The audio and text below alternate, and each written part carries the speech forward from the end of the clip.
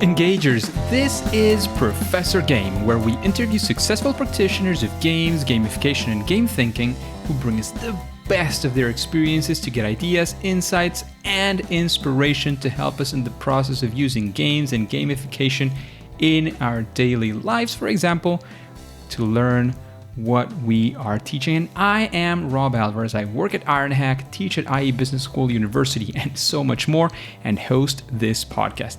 If you have an extra second, please go ahead and subscribe for free to our email list at professorgame.com/subscribe. Hey Engagers, welcome back to another episode of the Professor Game podcast, and we have Tammie with us today. But Tammie, before we take off, are you prepared to engage? I absolutely am. Fantastic. Let's do this because we have Tammie Schrader, who is a Science and Computer Science Coordinator at Northeast Washington Education Service 101 for the state of Washington, and she serves 59 public schools in their science and computer science implementation. And she worked recently with the Department of Education and has been a guest at their Education Games Expo in Washington, D.C. She also spoke at the White House Game Jam in 2014. It was sponsored by the Department of Education and the White House, and she has since spoken 6 other times at the White House on computer science, games, assessment, and technology. She's been a moderator, a guest speaker at the SciC, Science is Cool, I'm guessing that's what it's saying, conferences, and does professional development for Washington Education Association around UDLs and science, STEM, as well as game-based learning in education. So Tammie, is there anything we're missing from that fantastic intro that you want to make sure we highlight? No, I would like to tell you that I'm a second career educator. Before I became an educator, I actually worked for a NASA contractor down in Southern California, working on peacekeeper missiles, shuttles, those kind of things.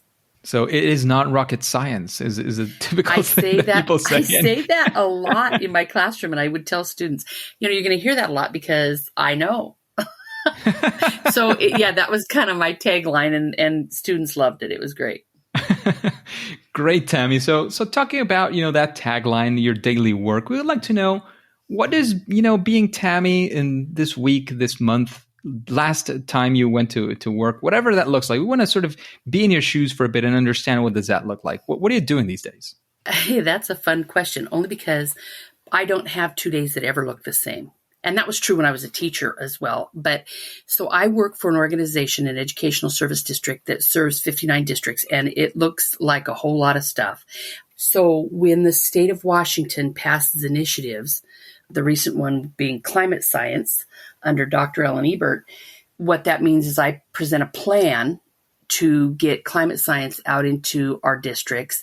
And that can look any way that my vision allows, right? And there are 9 of us that do the same thing that I do for my region, right? So we collaborate and connect frequently. And one of the things we do is we come up with a plan to serve districts around climate science.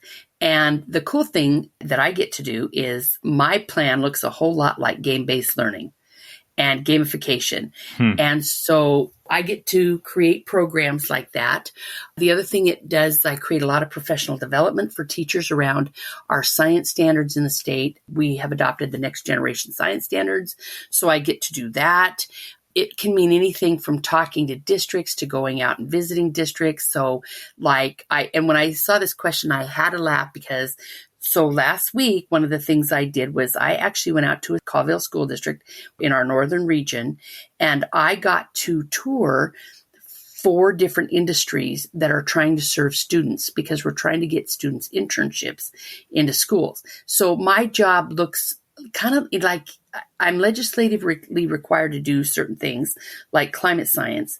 And then I get to do other things that I think serves students as well. So am I being clear at all? Like I just do a lot of different stuff. And sometimes that means I'm on calls in the evening so that I can do professional development now that we're back face to face, but it's really been a slow lift getting everybody back face to face, as you can imagine. Yeah, for sure. And so many things have actually changed in the world, and the world is such a different place in many ways. And remote work is here to stay more than, I mean, it already seemed like it was coming. It's now like really coming. It's like really here in many ways. People are doing, remote work as well, remote learning in many capacities more than before. It's become an interesting place for sure. Yeah. So I get to do a wide variety of things. So thank you. Quite a few things. And that is a very good sort of segue into what we're going to ask from you next. And that's, all those things that you do, you're getting busy all the time. And you mentioned the word games-based learning, well, the phrase games-based learning and gamification a couple of times. So we would like to know, what is one of those times when you set out to do something in that space and it actually didn't work very well? You had that fail or first attempt in learning. What can you say about that? So this is my favorite. This is my favorite failure. And by the way, I have failed a lot, Rob. It was really hard for me to pick one. And I thought, oh my gosh, because you try things and sometimes they work and sometimes they don't. So my favorite failure is I was tasked by a company called Filament Games to implement a game called You Make Me Sick. It was my first voyage into, video games in classrooms and learning. And I asked my students, hey, would you guys be willing? They're trying to do this pilot. Do you want to do it? Of course, the minute you say video games to kids, yes, we want to do that. Yes. So I set it up. I got the computers in my classroom and I set it all up. And this game is about viruses and bacteria, which I find amusing now, of course. But what was interesting is the night before I was having like heart issues. I mean, seriously, in my classroom, and I'm a wreck because I don't know anything about video games. When my kids were growing up, I said to them, we're not putting video games in this house. Find something productive to do with your lives, which, by the way, has come back to haunt me. Both of my children are gamers, and it makes me laugh. But anyway, so I'm in this classroom. I've got everything. All the computers are set up. The tech's ready to go. And I'm having just nightmares. I'm just thinking, oh, my God, I don't know how to play a video game. I am going to be asked questions about how to play. Like I can limp along, but I don't know how to play, really. And so what I love is I spent 4 hours in my room that night figuring out how to play a video game, right? That was my whole goal. How do I play so that when kids say, Mrs. Schrader, I'm stuck, I don't know what to do, I can be of some help to them, right? So, Rob, I'll just give you a hint. Guess how many questions I got about video game play? None. Oh my God. See, where were you when I needed you? So the kids the next day, now they had a lot of questions about bacteria and viruses, which, by the way, I have a biology degree, so I could answer those, but there was none. I mean, I'm running around and I'm just, and by the way, I had nightmares the night before. I showed up to class early. I mean, I am just a mess. And they had no questions on video game play. And I asked them later, how come I didn't get a single question? They're like, well, gosh, Miss Schrader, that stuff's easy to us. And I'm thinking, well, it's not easy to me. Stuff. So that was my first biggest failure, right? But it was great because I learned that kids have no issues with video play. Like they're hot on it and they don't need me to do that piece for them, which was a great gift to me, learning that, right? Can I just tell you one of my second biggest failures? Yes, please, because I was going to say that was not like that was an expectations failure more than anything else. It was a failure. It went well. I had no idea. And that was the question, right? What was my favorite failure that actually worked out? So after I learned that kids don't need me to teach them video games, hallelujah and amen, I decided I was going to learn how to play video games because Filament said to me later, hey, would you come be a science consultant? And I said, well, I know science. I can do that, right? So I went ahead and bought an Xbox. And my husband says to me, this is totally true, like I'm in my 50s. He's in his 50s. And he looks at me and he says, explain to me why we're in our 50s buying an Xbox. Like, I don't get this. I said, because if I'm gonna consult on video games, I have to know what they do. Like, I have no clue what they do. And he says, okay, so we buy this Xbox. I said it, well, kids said it's set up in my classroom. And before school, they are helping me. And when I say helping me, I mean, they're trying to coach me, right? And oh my gosh, you talk about failing every day. I bought a game that I knew I could. It was about Harry Potter, and I'm a big Harry Potter fan. And I thought, I can do Harry because I understand at least the premise of the game, right? I mean, at least know what they're trying to do. So anyway, hilariously, they're trying to coach me before school. And at one point, and I said to them, listen, you got to be nice. You got to play nice, because when you don't understand science, I play I play nice. So everybody's going to play nice with me. You can't make me feel like a failure. And they tried, but I'll tell you, at one point I hear and the kids would come in the morning. All these kids would be sitting in my classroom watching me fail. Like, it was hilarious. And one of them goes out into the hallway and I hear her say, hey, you guys, you got to come in here. Mrs. Schrader sucks at this. Which was funny. And then little Destiny at one point, and it was funny because I'm trying to get my character to run up the stairs at Hogwarts. And the kids are screaming at me, jump, jump, jump. And I'm like, I know I'm supposed to jump. I don't know how to jump. How do I get this? I mean, it was awful. And little Destiny smiles and she was being totally cute and sincere. She said, Mr. Schrader, I'd tell you to pick an easier game, but I don't think they make one. and then I had a young man named Liam. He would come in and try to help me every morning. And I would say to him, you can have 10 minutes, but after that, it stresses me out. Like, I literally stress. And so one day the bell rings and he looks at me and goes, okay, Mr. Schrader, I got to go to class now. You need to shut this off. And I just look at him and he looks at me and he just reaches out, takes the controller from my hand and shuts it off. And so later when he's in science, I say, hey, Liam, how did you know to do that? He goes, Ms. Schrader, you could not track what I was saying. I'm looking at your face and you don't even you are gone. You're so it just makes, so when I say I failed, that's my favorite question you asked me. I cannot even tell you how much I failed. Like, oh my gosh, all the time, and loved it, right? Because the kids were so supportive and they were so sweet to me.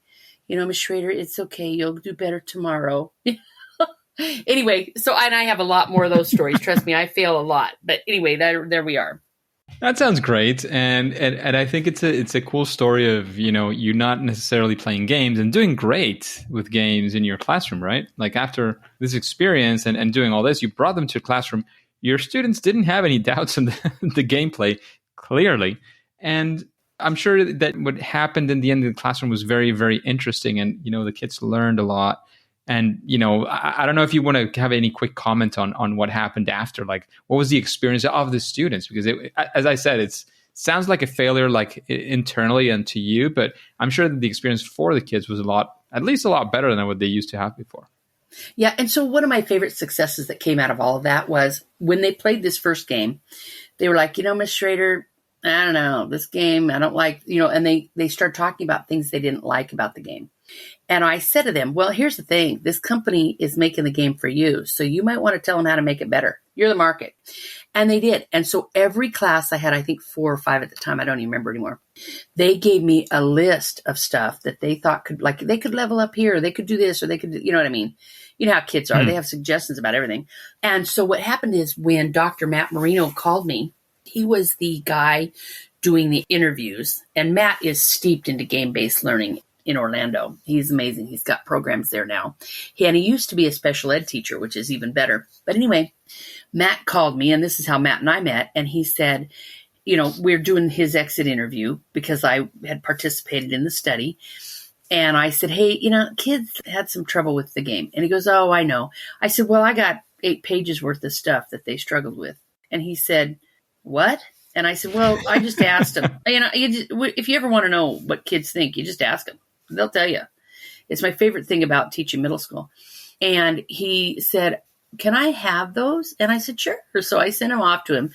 And what was really great is I think they were building 3 more games or 4. I don't even remember. But he said, hey, he was at WSU at the time, Washington State University, which is about an hour and a half from me. He said, can I come out and meet your class? And they can give me tips on the next games before we start building them. And so the kids actually got to participate in their new games and give them feedback. And what was great is Matt came to the room and he said, he told them about video games. He talked about his expertise in video games and games in classrooms. And then he said, hey, would you, help me out? And they're like, yeah, you can imagine middle schoolers.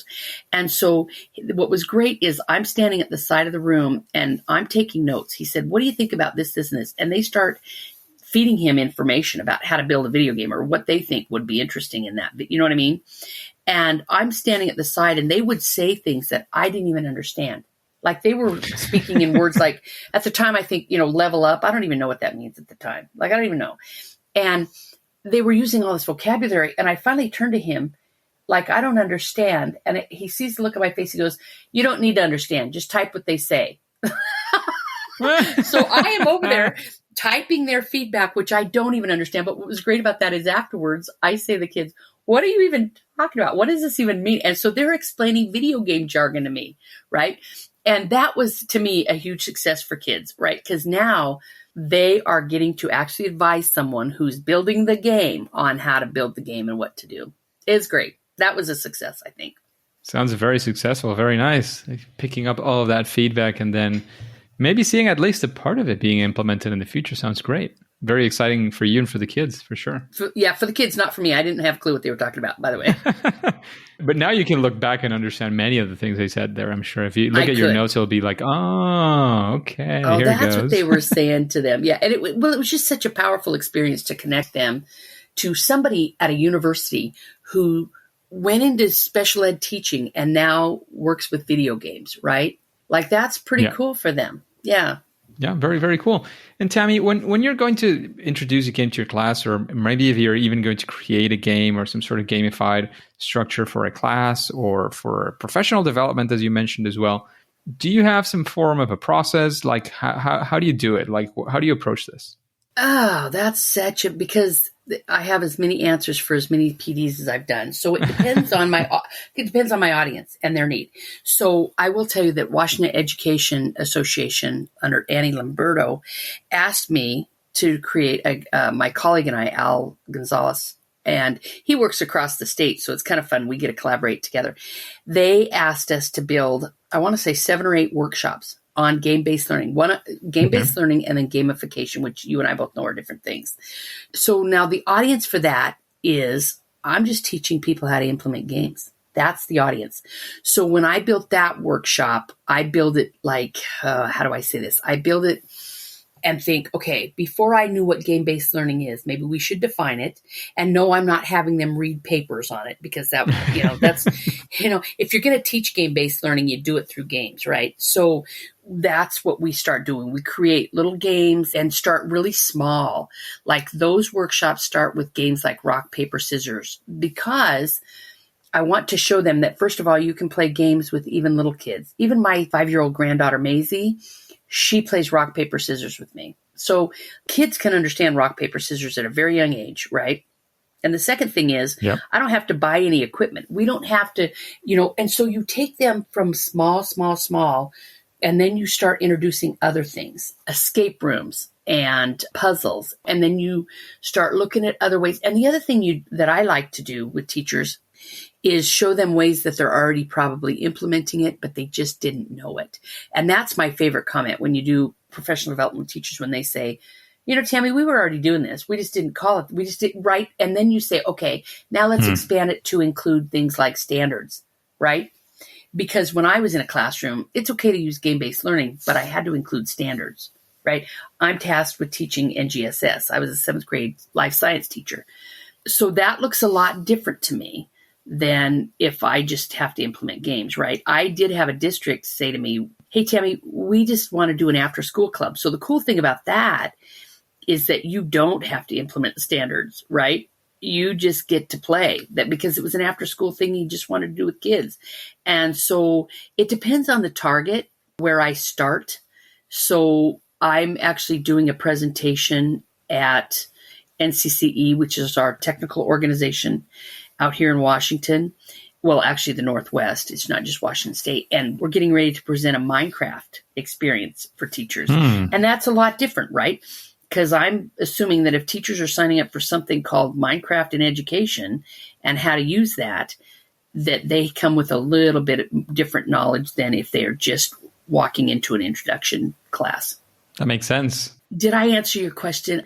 The question you asked is so nebulous for me, only because, only because it depends on my target, right? It's like having 30 kids in your classroom, and every one of them needs something different, and you build what they need. Yeah, and that's like, you did give us a bunch of insights. Like, I think that's super interesting, and it does help quite a bit. But, again, if I may, and if you have it, like, some people just say, well, it depends where I start, and then I sort of take it from there. But is there, like you say, well, I'm going to do, class where I discuss this and that, and I want to implement some form of gamification and or games-based learning.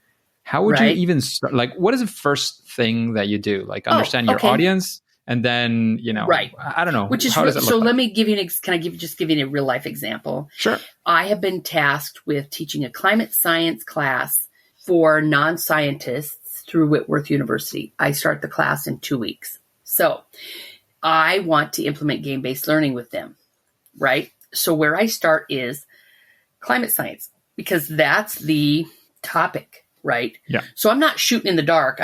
So now, because I do all this climate science stuff at the state level, I know a few things about games in climate science, right?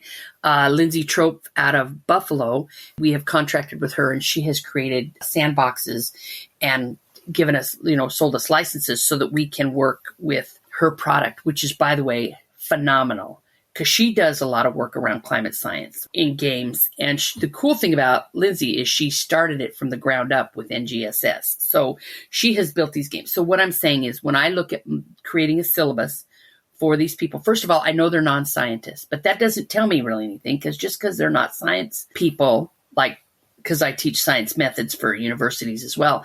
Just because they're not scientists doesn't mean they don't know a whole lot about the topic if they're that interested to take the class. Does that make sense? Of course. So I start with, okay, what are the big picture things I want them to learn? And now I'm going to implement into those niches in order for them to subtly learn what I'm talking about, right? And if I can't find a game that works, then I create a game that works, if that makes Beautiful. sense. Yes, of course. Makes a lot of sense. Thanks for those insights, Tammie. Just a quick break before we continue. Are you enjoying this podcast? If you're listening through a podcasting app, please subscribe and rate us on the app. This will be of great help to reach more engagers so we can change the world together through gamification. And Tammie, Yeah. what would you say something like when you are about to use a game in the classroom, or when you're going to implement a gamified system for a classroom, again, a classroom being professional development as much as it could be where your students' Sure. classroom and the kids, would you say that there's some sort of best practice, something that, would make your project, your idea, your implementation a little bit better? The answer to that is yes. And if you want to hear what I think that is, Please. I'm going to tell you. So I always say to teachers whenever you're implementing a game, please make it flexible, is maybe the word I want, or malleable, because let me tell you, the people you are playing the game for, they know themselves better than you know them, no matter what. And they're going to have ideas as they're playing the game, right? And please listen. That's what I would call best practice. Please listen. So I would implement a game with students. And the kids, what I love about middle schoolers is they'll just tell you what they think. They'll just tell you. And I love that, because we'd be playing a game and the kids would be like, Ms. Schrader, this would be a lot better if you added XYZ. And it could be anything XYZ. It doesn't even matter. And they knew me well enough to know I'd go, okay, well, then implement that game learning thing, right? Kids know what is fun for them, and adults the same. Oh my gosh, I was doing a game-based learning workshop with about 30 teachers. This is before COVID, and we're face-to-face. And oh my gosh, teachers we were playing this game. And by the way, it was an easy game. It was like sort the cards or something. We were not launching the shuttle at all. No space science. No space science. And the purpose of the workshop was to teach about games in classrooms, right? And how to use them. So these adults, they didn't even they just started implementing some of their own rules. It was hilarious. And then, of course, the other teams were like, hey, they're cheating. And it was crazy fun, right? Because then other teams were like, well, if they can do that, we should be able, the lesson was about how to create games. It was not about, can you follow my rules, right? and it right? Because that's a different scenario. And I have to tell you, we had the most fun, and they were just like, all of them implemented their own brand of whatever. And that became what the lesson was about, right? Because, not to be rude, when you create a game for learning, it's not about the game. It's about the learning. And it's about getting people interacting with the learning.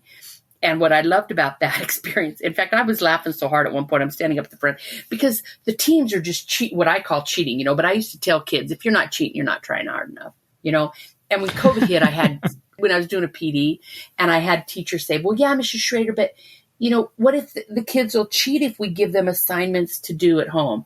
And I said, if your kids are cheating on an assignment and they can copy each other, you're not asking the right questions. We don't need to ask questions that kids can look up on a phone in 5 seconds. I mean, maybe they need that information, but that's not the kind of questions we should be asking kids.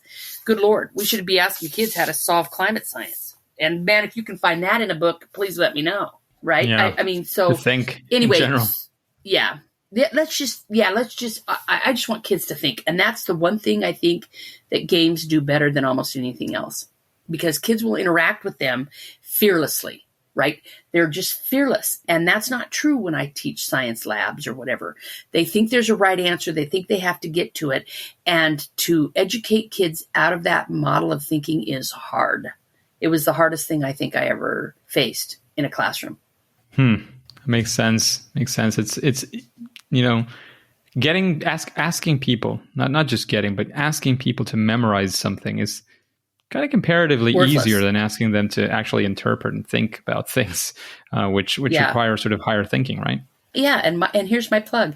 When I get teachers that they need to memorize those formulas, I just smile and I think, when you're out in the real world trying to build space shuttles, they don't ask you to memorize anything. They have you double check it, triple check it, and 6 people are standing there collaborating, all checking it, right? You don't memorize stuff. It's not even a smart way to use your brain, I don't think. Gosh, and I just said that on a recording. Oh, well. But okay.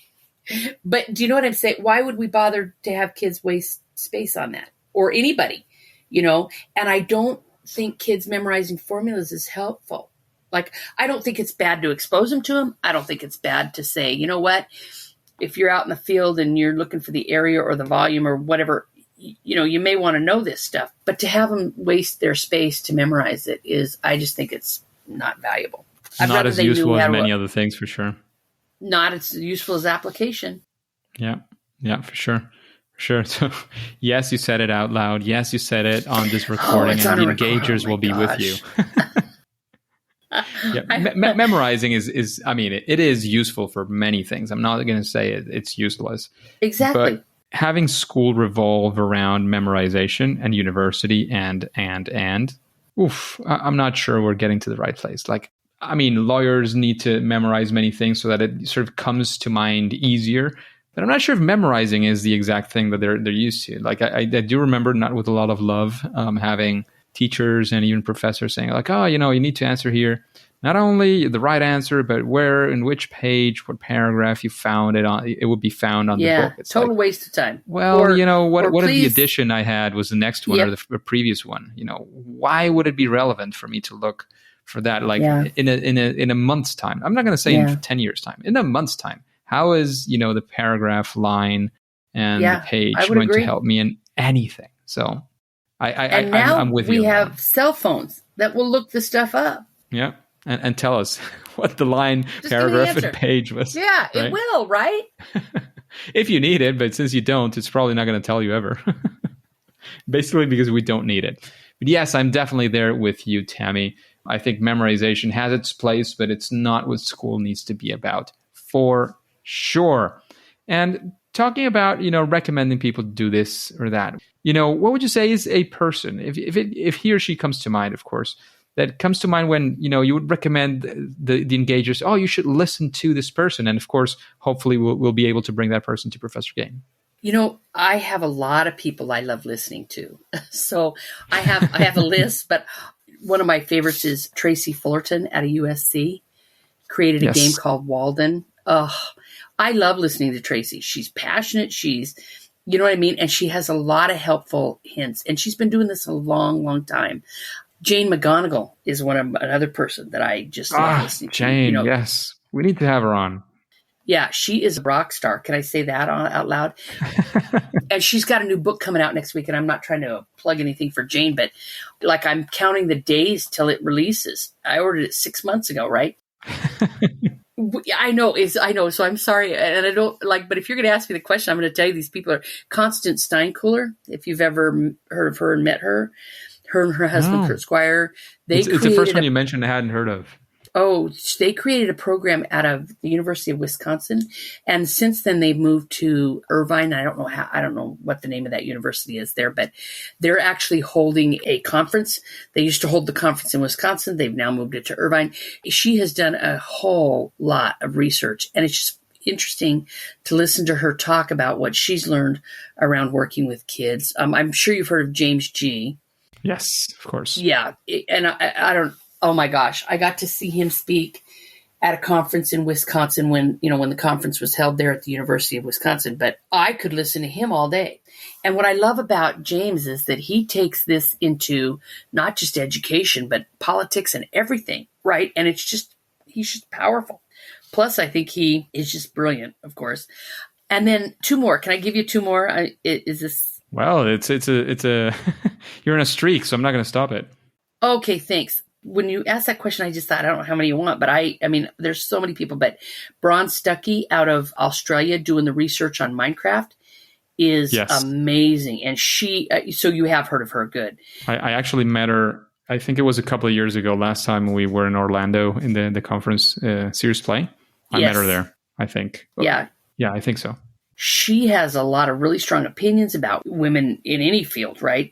And how to move that needle. And she's just so captivating when she talks. I love it. And I love her accent too, right? Because she's from Australia.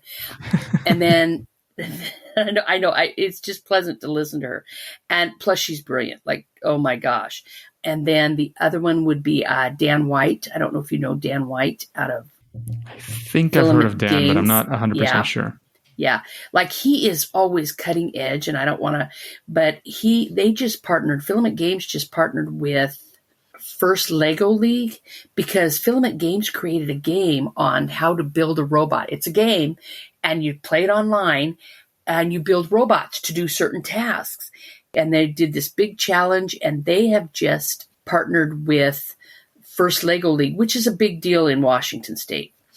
And they have partnered to become like the pre-competition is building. Anyway, they had all these countries that participated and built these games online. And that really solved a problem during COVID for us, right? Because we were having a problem, right? Anyway, he's just a forward thinker and always doing out of the box stuff. And it's just amazing. So I'll stop there. We actually had Dan Norton of Filament Games a while ago as well. Excellent. Yeah. Okay, so Dan and Alex, they started that company. And Dan Norton is great too. I didn't mean to not, he's amazing. But they all are right in there doing that work. For sure. And talking about recommendations, keeping on that streak, and you already mentioned a book that's coming up, but you haven't read it, so we can kind of not still recommend it because we don't know really what's in there. I'm sure it's going to be amazing. But is there any book that you recommend this audience, the Engagers, and of course, why?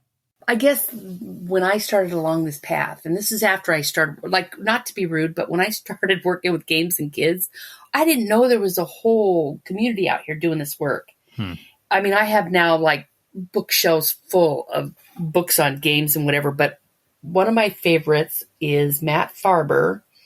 And I'm sorry, I'm looking around at my workspace and I can't find the book.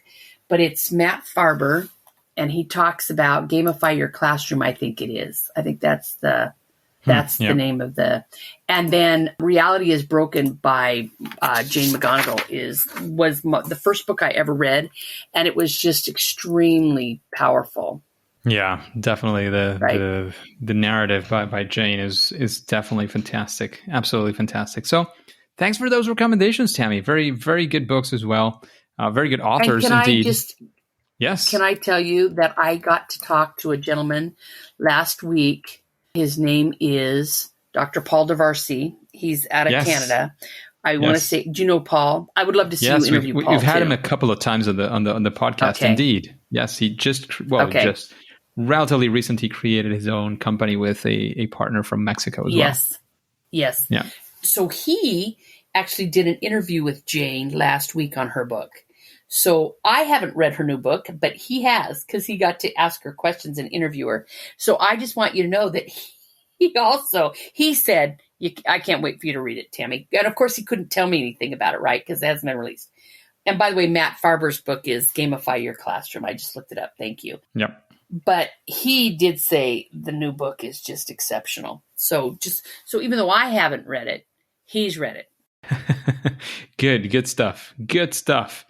So what would you say, again, keeping sort of in that recommendation streak, but now looking towards yourself, what would you say, Tammie, in this world of games and gamification, games-based learning, what would you say is your superpower, that sweet spot, that thing that you do at least better than most other people? No, I was with you all the way up to better than most people. You know what? Because the truth is, I don't know that I do anything better than most people. One of the things that I know that I do well, okay, so I'm just going to say I do it well. I don't know that I do it better than most people, is connective tissue. I do that really well.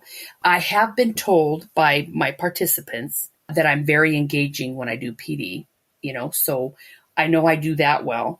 And of course, we can always do better, right? But the other thing that I really think is one of my superpowers is that I tend to play in a lot of arenas, so I can connect a lot of the dots. So I used to work on a state board called the Professional Educator Standards Board as a board member. And what they do is they set policy throughout the state. So how do I say this without sounding arrogant? Because I don't feel arrogant. I just feel like my job is to serve students, right? That's my job. But One of the things that I know has been really powerful is the state right now, the State Board of Education, is working on something called mastery-based learning, right? And what that means is problem-based learning and those kind of things, right? So not in the box thinking. And they ran a grant, and I got to sit on the team of people that, looked at the schools that they were going to award and also look at the people they were going to contract for that. And so one of the people that I connect with regularly now because of that work is a woman called Senator Lisa Wellman she's the head in our legislature. She's the head of the education committee, right, for the state. Sure. And so one of the things that I get to do now, because she is amazing, she's just this rock star, is she thinks outside the box like I do.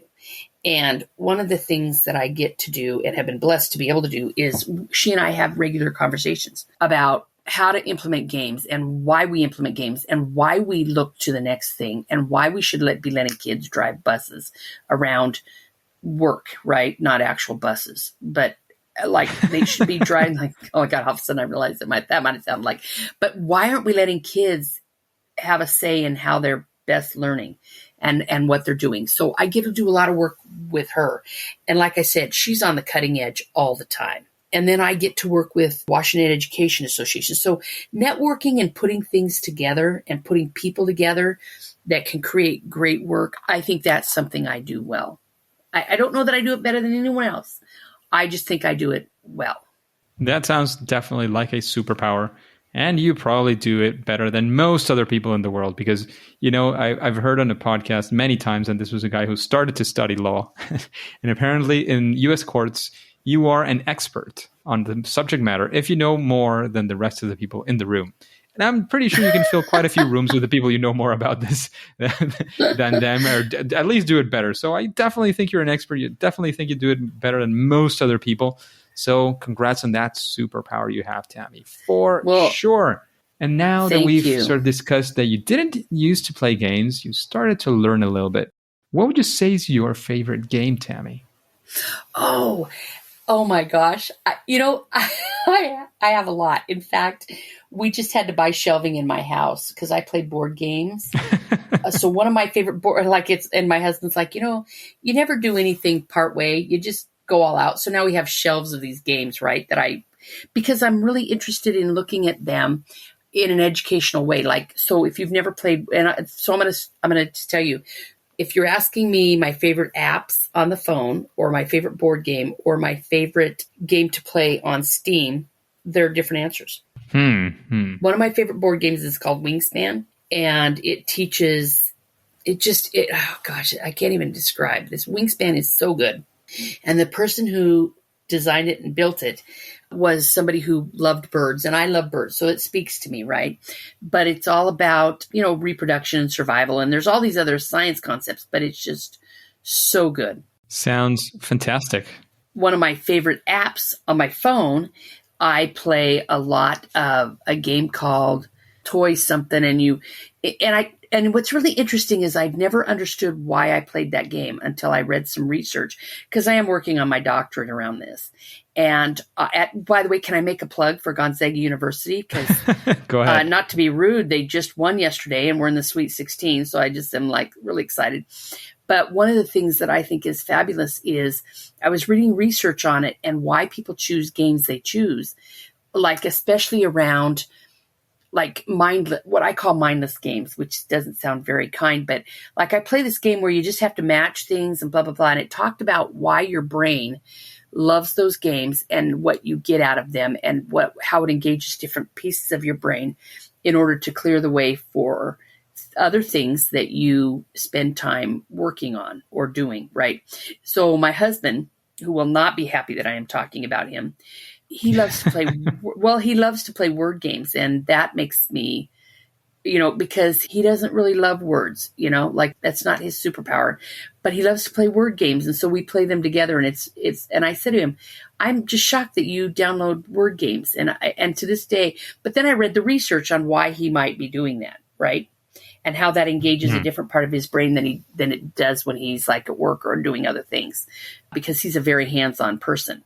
But if you ask me what my favorite game to play on, well, I do like Animal Crossing, but I tend to play games on Steam that are really popular, because if they're popular, that means that at some point we're going to need to leverage them with kids, right? So of course, Minecraft.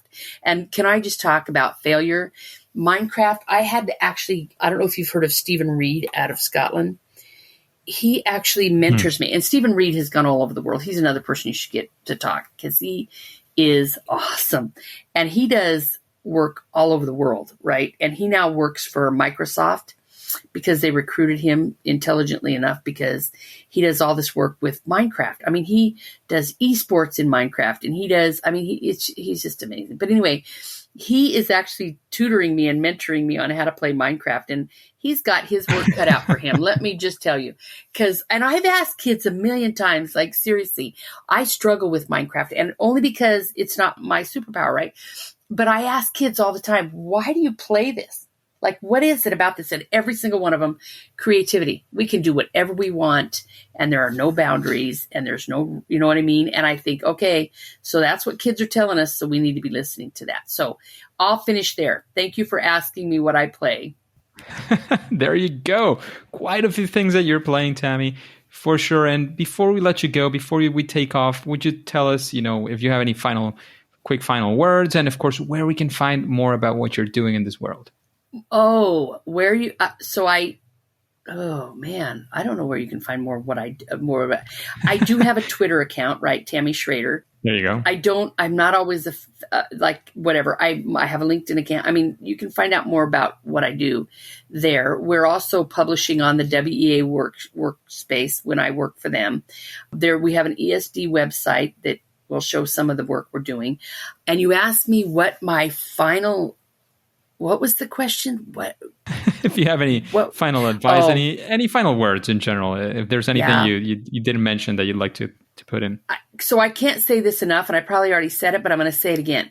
So I have a colleague who said to me, other than modeling, I don't really understand the value of this game stuff. I mean, I get that we can model stuff, for kids in Minecraft or whatever he said. But other than that, we can find other ways to model for them. And I said, yeah, we can. But here's the thing. We don't get to choose what motivates kids. We don't get to choose what motivates anybody. So here's the thing. It's not our world anymore. It's not ours. Our generation is I get that we, can still contribute and whatever, but we don't get to drive the bus anymore.